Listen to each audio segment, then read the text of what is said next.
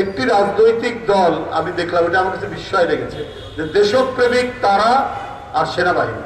সেনাবাহিনী দেশপ্রেমিক নিঃসন্দেহে, কারণ তাদের পূর্বসূরীরা এই বাংলাদেশ নির্মাণে জীবন বাজি রেখে যুদ্ধ করেছে, তারাই স্বাধীনতার ঘোষণা দিয়েছে।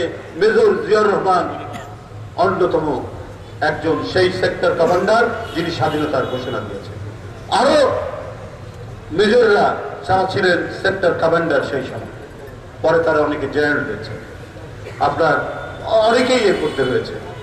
পরবর্তী পর্যায়ে আমরা দেখেছি জনগণ যখন অত্যাচারিত হয়েছে, সেনাবাহিনী জনগণের পক্ষে অবস্থান নিয়েছে। এমনকি 24-এর যে গণ অভ্যুত্থান, সেখানেও একটি উজ্জ্বল ভূমিকা রেখেছে। আমি সেই রাজনৈতিক দলকে বলতে চাই, ইসলামপন্থী সেই রাজনৈতিক দল, যে আপনাদের একাত্তর ভূমিকা কি ছিল? আপনারা কোন সেক্টরে যুদ্ধ করেছেন? আপনারা কোন সেক্টর কমান্ডারের আন্ডারে যুদ্ধ করেছেন? বাংলাদেশে কেউ দেশপ্রেমিক নেই, শুধু একটি রাজনৈতিক দল দেশপ্রেমিক। এই ধরনের বিভ্রান্তির আপনারা তৈরি করলে মানুষ হাসবে, মানুষ হাসি ছাড়া আর কিছু দেবে না।